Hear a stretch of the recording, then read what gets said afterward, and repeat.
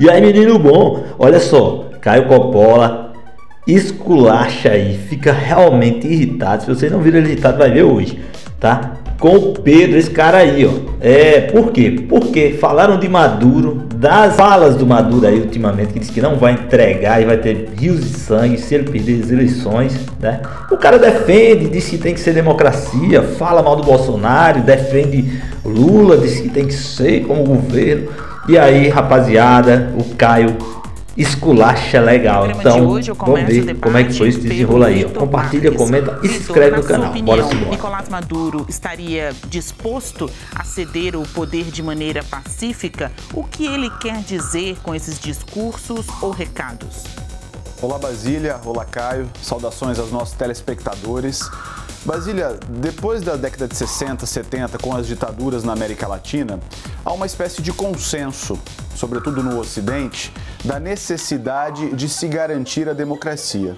E a democracia como participação da população nas tomadas de decisões, democracia como acesso livre da imprensa, cobertura e tudo aquilo que envolve a participação real e sincera da população nos processos políticos.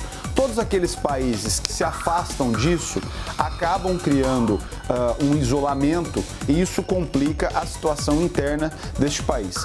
A Venezuela é um país que merece atenção, é um país de 30 milhões de habitantes, né? Portanto, um país menor que o estado de São Paulo, um país marcado pela pobreza, pela desigualdade social e que nos últimos anos, com o governo de Chávez e Maduro, houve uma priorização de uma agenda voltada para o povo, no combate à desigualdade social, na erradicação do analfabetismo. Isso são medidas que vêm sendo tomadas pelo governo venezuelano. Agora, não dá para, ainda que tenha uma agenda, ao meu ver, importante para o desenvolvimento do país, práticas como agredir o sistema de justiça, impedir as pessoas de votarem, fiscalizar adversários, agredir a imprensa. Todos esses itens se amoldariam perfeitamente com o ex-presidente Bolsonaro. Incentivar o uso de armas. Só que essas práticas têm sido alvo de denúncias pelo governo de Maduro. O que me parece é que essa é uma boa oportunidade para a Venezuela realizar uma eleição livre, respeitando o resultado, agredir o resultado, agredir as urnas, criticar o resultado com base no seu interesse, não é compatível com a democracia nesse momento. Então essa é uma boa oportunidade para o Maduro seguir com a sua agenda, priorizando a população, mas se afastar de práticas autoritárias como aquelas que foram tentadas aqui no Brasil e se aproximar de práticas de uma agenda de esquerda, mas de uma esquerda democrática, como vem sendo conduzido pelo presidente Lula. As eleições na Venezuela elas serão acompanhadas por ONGs dos Estados Unidos, pelo TSE do Brasil, por representantes da ONU.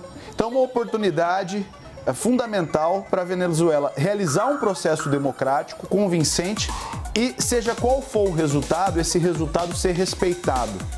Criticar o resultado, criticar as urnas, isso não é compatível com o Estado Democrático de Direito e precisa ser rechaçado. E a sua avaliação, Coppola? O que Maduro quis dizer com essas declarações de afronta ao Brasil, por que não dizer ao próprio presidente Luiz Inácio Lula da Silva? Maduro estaria disposto a ceder o poder de maneira pacífica em uma eventual derrota das eleições?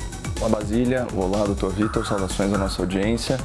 Tudo leva a crer que não, né? Pelo menos a julgar pelas próprias palavras de um ditador que é internacionalmente conhecido por perseguir, prender, torturar e matar opositores políticos. Sempre reforça essa informação. Houve um ano que, segundo denúncias aí do Alto Comissariado de Direitos Humanos das Nações Unidas, mais de 5.000 pessoas foram eliminadas pelos esquadrões da morte do senhor Nicolás Maduro por, aspas, resistência à autoridade.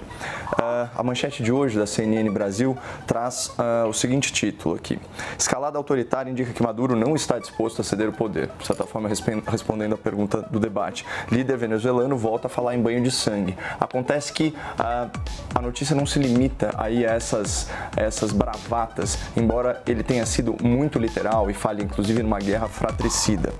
Diz a reportagem, nada menos do que 60 sites de notícia estão censurados pelo regime venezuelano, sendo que 12 deles foram retirados do ar desde o início da campanha eleitoral no dia 4 de julho, onde já se viu numa democracia, impedir as pessoas de falar, não é mesmo? Além disso, né, as ONGs denunciam algo entre 70 e 110 presos políticos desde o começo do processo eleitoral. E aí, entre os escândalos, né, nos quais o regime chavista está implicado, então inclusive o suposto atentado à vida da principal opositora, né, por meio aqui do corte dos cabos de freio do seu veículo. Então uma situação aqui realmente muito grave. Quando a gente pega a linha do tempo, a principal opositora, que era a Corina Machado, ela foi impedida pela justiça controlada por Nicolás Maduro de participar do pleito. Aí, na sequência, a oposição se arregimenta no entorno da Corina Lloris, que não consegue registrar a sua candidatura na comissão eleitoral, que também é controlada pelo Maduro. E aí, finalmente, eles se reúnem, a oposição se reúne em torno de uma terceira opção, que parece eleitoralmente viável. Daí a reação histriônica de Nicolás Maduro, que disse exatamente o seguinte: o destino da Venezuela no século XXI depende da nossa vitória em 28 de julho. Se não querem que a Venezuela caia em um banho de sangue, em uma guerra civil fratricida, produto dos fascistas, ele sendo o principal deles, vamos garantir o maior êxito, a maior vitória da série eleitoral do nosso povo.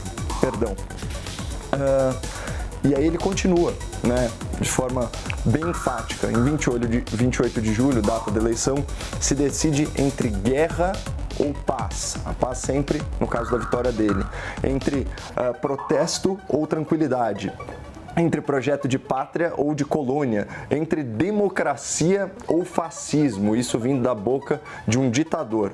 Estão preparados? Eu estou preparado. Tenho amor pela Venezuela, tenho experiência, não tenho medo nem do demônio, certamente, porque é aliado dele.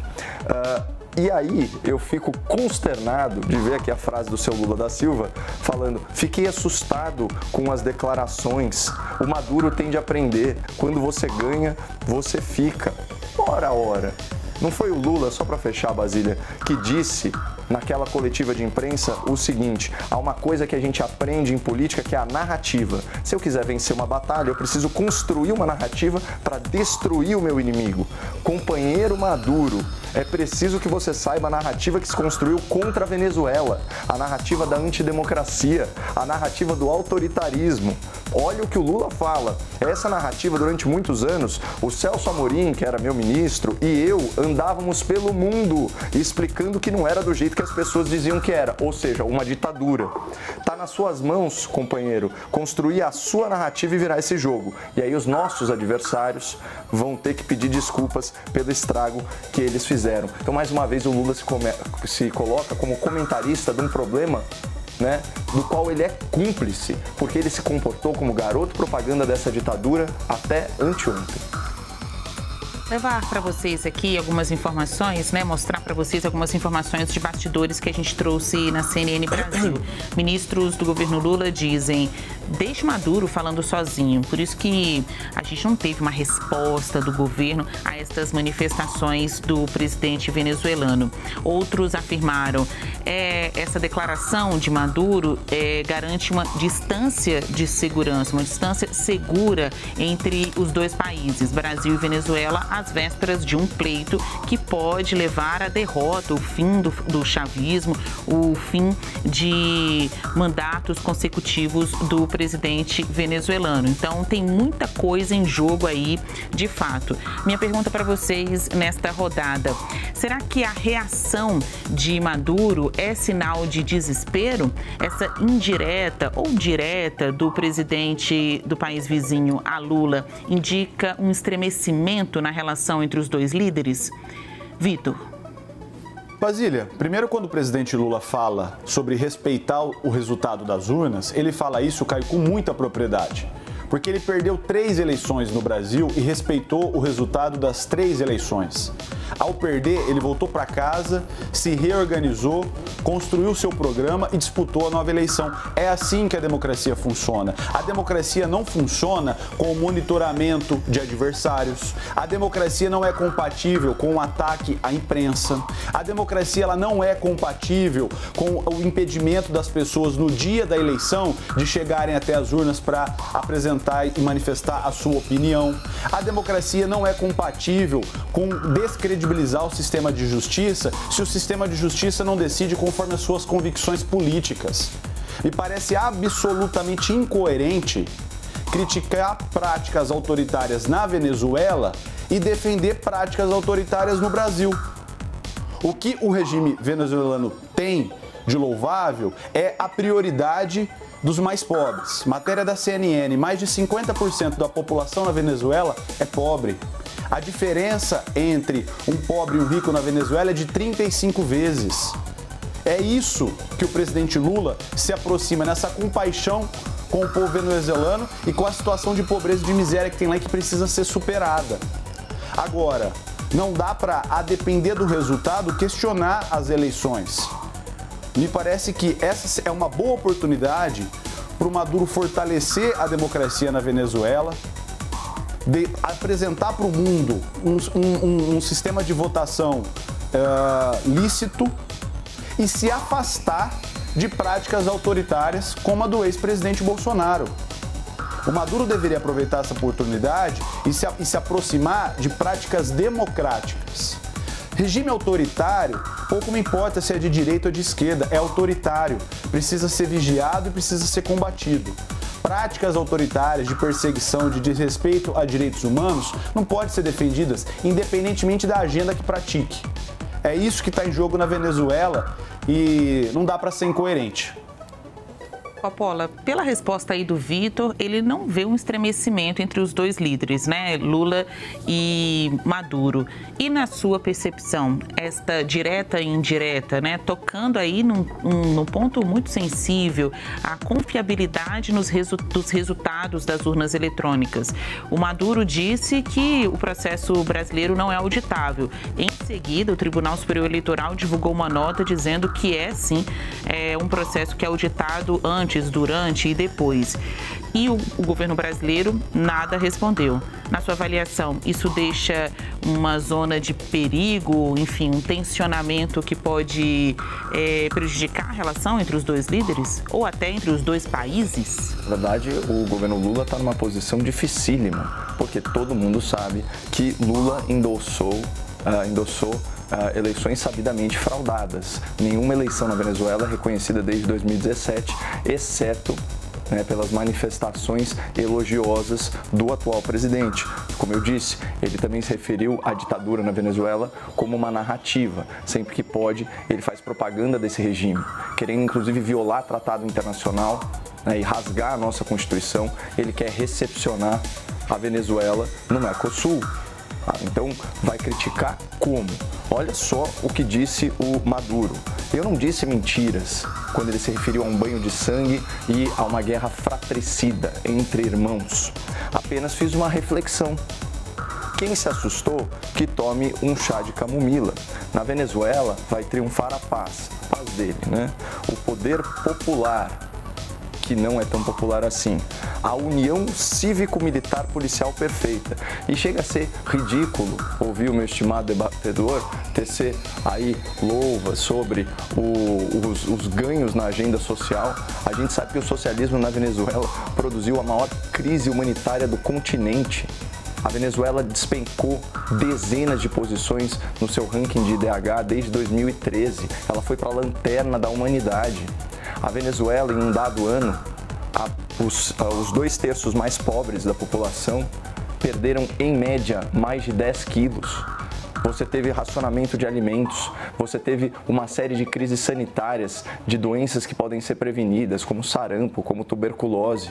A Venezuela tem 5 milhões dos seus nacionais expatriados. É um verdadeiro êxodo. Algumas centenas de milhares caminhando a pé só com as roupas do corpo foram parar lá em Roraima. Já tive oportunidade de ser uma testemunha ocular dessa tragédia humana.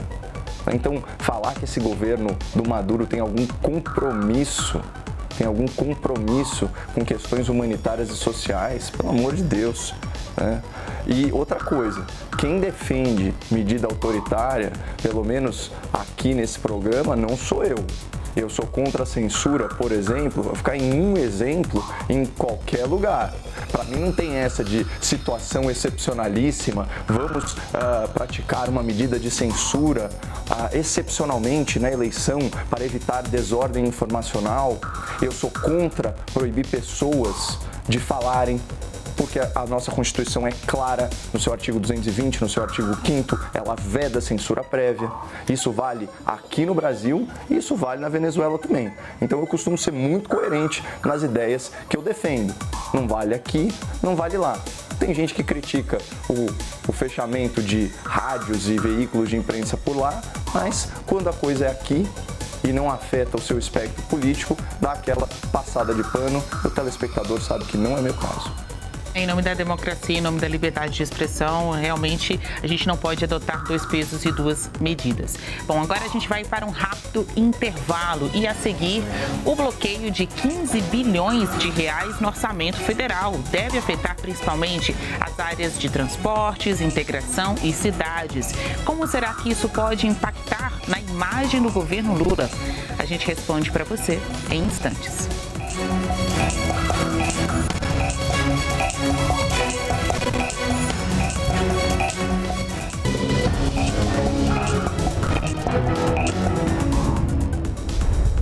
Bloqueio de 15 bilhões de reais no orçamento federal deve afetar principalmente as áreas de transportes, integração e cidades. A gente está falando de um valor aí muito significativo, 15 bilhões de reais.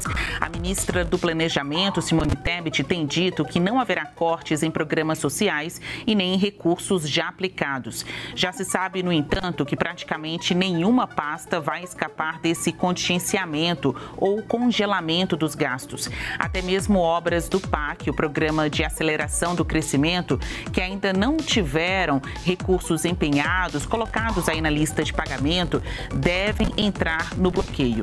O corte de gastos busca garantir o cumprimento das regras do arcabouço fiscal de déficit zero. Auxiliares do ministro da Fazenda, Fernando Haddad, garantem que, em reuniões fechadas, o presidente Luiz Inácio Lula da Silva concordou que é preciso perseguir o cumprimento da meta fiscal. A projeção de déficit primário previsto pela Fazenda aumentou para 28,8 bilhões de reais, segundo o relatório de avaliação de receitas e despesas públicas. Bom, muitos números. Agora a gente vai para o debate, começando este bloco pelo Coppola. Coppola, cortes aí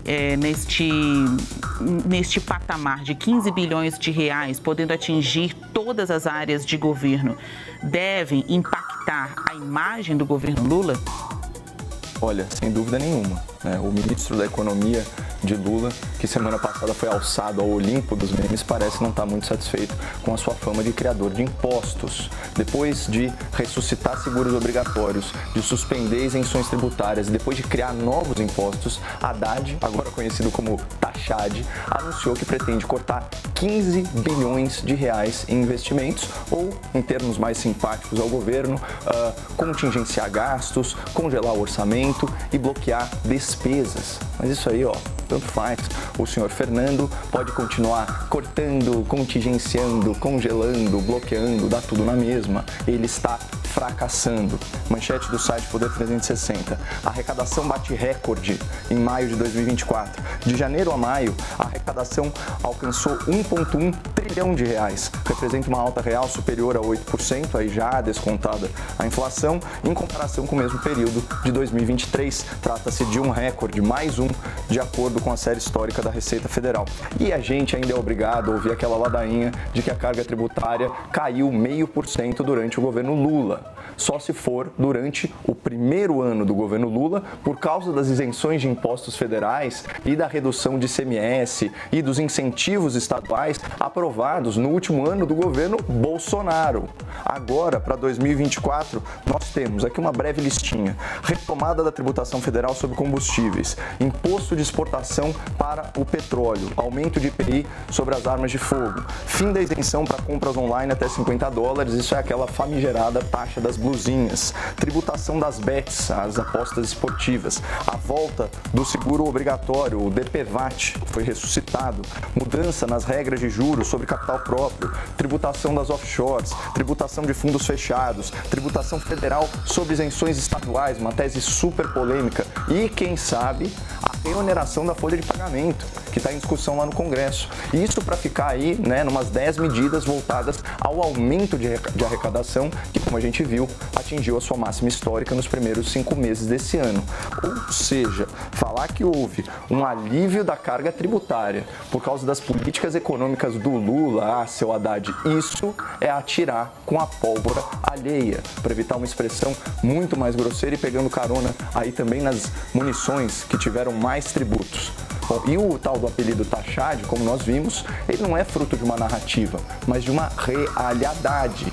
O ministro é mesmo um bicho taxão e está tributando como nunca antes na história desse país. E mesmo assim, o governo Lula conseguiu a proeza de registrar déficit recorde no ano passado e tem tudo para fechar esse ano no vermelho, como nós vimos no enunciado, de 28 bilhões. Ou seja, ele está descumprindo cada vírgula do seu próprio arcabouço fiscal. Isso posto, os memes que melhor traduzem a atuação do ministro Tachad são rombo programado para taxar e Rombocop, o taxador sem futuro, ou pelo menos sem muito futuro político. É tanto rombo fiscal que não há taxa que baste. E por isso, Basília, a gente está adentrando o universo dos cortes. E cortes em áreas muito importantes. Confesso que era muito mais divertido quando a pauta eram só os memes. Vitor, vem cortes por aí, né? Isso deve impactar a imagem do governo Lula, na sua percepção? Basília, entendo que não afeta neste momento a imagem do governo Lula, mas antes eu queria voltar um tópico, porque às vezes, Caio, e aí com todo carinho, de maneira fraternal, vou discordar de você, porque os memes, embora muito engraçados, e eu confesso que eu ri bastante com vários deles, eles são mentirosos. Fazem parte de uma rede de fake news. No Brasil que eu vivo, e aí eu acho que às vezes a gente vive num país diferente. No Brasil que eu vivo, houve a reforma tributária depois de 40 anos. Houve o reajuste do salário mínimo. Houve o atingimento da meta da inflação. Houve a queda dos juros. Houve logo no início do governo uma PEC da transição que garantiu 145 bilhões de investimento no ano de 2023. Ou seja, acho que a gente vive em realidades distintas, né? Porque o país que eu vivo, a economia está melhorando, gradualmente está melhorando. Os índices apontam isso. Todas as expectativas das agências financeiras foram superadas com o resultado do governo. O governo bateu todas as expectativas até esse momento. Então, acho que a gente precisa ser muito fiel aos fatos, ainda que os memes sejam engraçados. Esse assunto é muito sério e por isso acho que demanda toda essa seriedade que a gente está tratando aqui. Neste governo, há uma prioridade no combate à fome. Esses 15 bilhões possivelmente serão de custeio e verbas discricionárias. Isso não impacta o Bolsa Família, não impacta farmácia popular, não impacta Minha Casa Minha Vida. Então é um governo que prioriza sim pelo controle fiscal, mas que também coloca o pobre no orçamento, que foi o que o presidente Lula defendeu durante a campanha. O que nós estamos assistindo é a isenção, por exemplo, de 2 salários nesse momento do imposto de renda e vai chegar até 5 mil. Como que isso não melhora a realidade do país, Caio? Nós estamos assistindo investimentos que bateram recorde em relação a 23 comparado com 2022, o último ano do presidente Bolsonaro. Houve um aumento de 80% do Bolsa Família. Infelizmente, o Brasil voltou para o mapa da fome, sabe quando? Em 2019. Mapa esse que a gente tinha deixado lá em 2014. Felizmente saiu hoje um relatório da ONU demonstrando que o Brasil prioriza o combate à fome e vem investindo para deixar esse passado que já tinha ficado lá atrás no seu devido lugar, que é lá atrás, no passado e não no presente. Então, o governo hoje passa por um crescimento controlado, com base no novo arcabouço fiscal. Porque o ex-presidente Bolsonaro e o ex-ministro Paulo Guedes passaram 4 anos só vendendo ativos estatais importantes a preço de banana e não promoveram nenhuma reforma estrutural para melhorar o cenário econômico. Nos primeiros meses, esse governo aprovou o arcabouço fiscal. Então, todo esse ajuste de contas é com base nesse arcabouço para garantir receita e garantir investimento no país nas áreas que precisam. Ponto final no nosso grande debate. Coppola, Vitor, obrigada por fazerem o dever de casa e trazer aí as impressões dos mundos de vocês. Lembramos que as opiniões que foram emitidas aqui pelos nossos comentaristas não refletem necessariamente a posição da CNN Brasil. Uma ótima noite a todos. Obrigada aos debatedores. Pense bem, pense CNN.